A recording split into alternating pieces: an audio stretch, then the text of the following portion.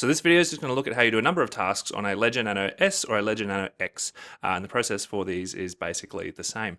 And I'm going to be looking at how you wipe the devices, how you restore an existing seed onto them, how you verify that your seed phrase backup is actually correct in a secure way, and also how you can use a passphrase on the device, and especially how you can verify that you've entered it right. If you're using it assigned to a pin. All of these functions are things that you're probably not going to do every day, but they're worth being familiar with, especially in terms of what the legitimate process is for entering your seed phrase into your ledger, because particularly with a ledger, this all happens on the physical ledger itself, and any piece of software that is asking you to enter in your seed phrase in any other way than what you see in this video is about to scam you. And if you haven't already done so, hit subscribe, and that way you can stay in the loop about content I make that helps you find your way in the crazy and often hostile environment that is cryptocurrency.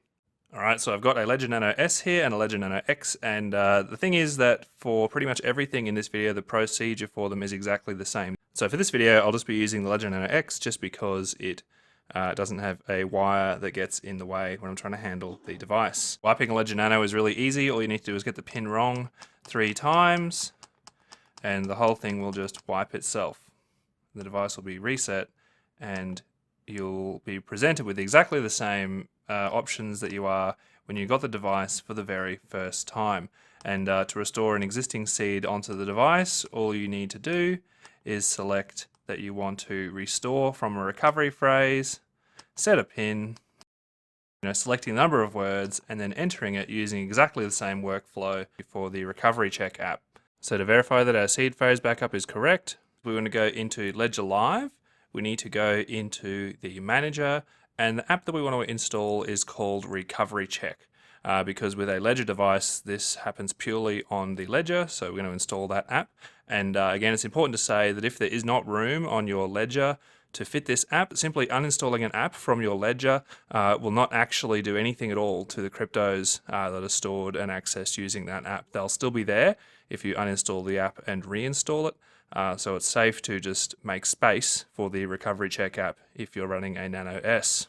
So the first step is making sure that you unlock the device with a pin that is not attached to a passphrase, 25th word, or anything like that. With the Ledger Recovery Check app, if you have a temporary passphrase enabled or log into the device using a pin that is assigned to a passphrase or a secret wallet, the Recovery Check app will give you this message here and tell you the seed is incorrect, even when it's right. If you've forgotten about whether you actually are using your Ledger with a passphrase just because you've gotten so familiar with logging in with the same PIN, using this Recovery Check app is also a good way to verify that you are or aren't using your device with a passphrase. And how you go about verifying that passphrase is correct is something that I'll show later in this video. So once we've unlocked the device just with the standard PIN, we're going to go to the Recovery Check app that we installed just before, and we are going to check our recovery phrase. For this video, I'll just be using this 12-word seed here just because it's faster. Though for a normal Ledger, you're going to want to select a 24-word seed because that's the default that all Ledger wallets will give you. So we'll select the length of the seed, and now we go about entering it in. And you'll notice as you enter it in that the number of letters that are available actually decreases with every letter that you type. Because there are only so many words on the BIP39 word list, and it will often make a suggestion to you after you've entered in even 1 or 2 letters that you can then select your word from a list. So if you see this message here, it tells you that what I've entered off this sheet here is identical to what is being stored in the device. And again, if you receive an error message, or maybe if you can't find any words on the sheet, so say you have a word in your sheet that's actually not suggested in there, it means you have an error in here, or perhaps the seed you have here actually doesn't match what is in there, because unlike a Trezor, a Ledger won't tell you whether or not the seed is valid and whether it's the same as what's in there. It'll really just tell you whether it matches or not.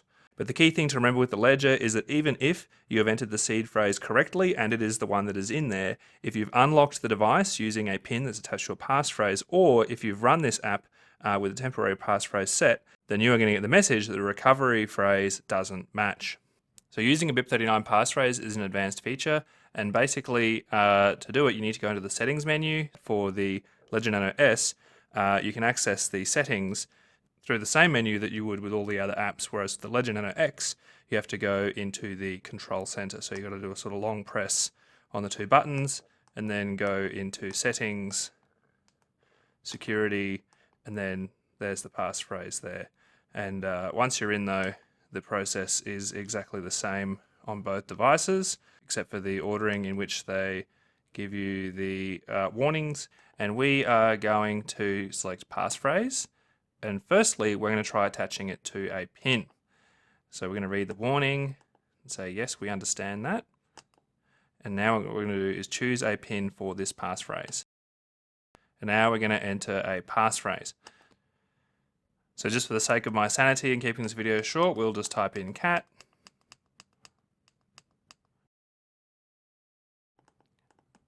If you are wondering about how to select a good passphrase, I've done a video that looks at exactly that, and we can confirm the passphrase just there as cat.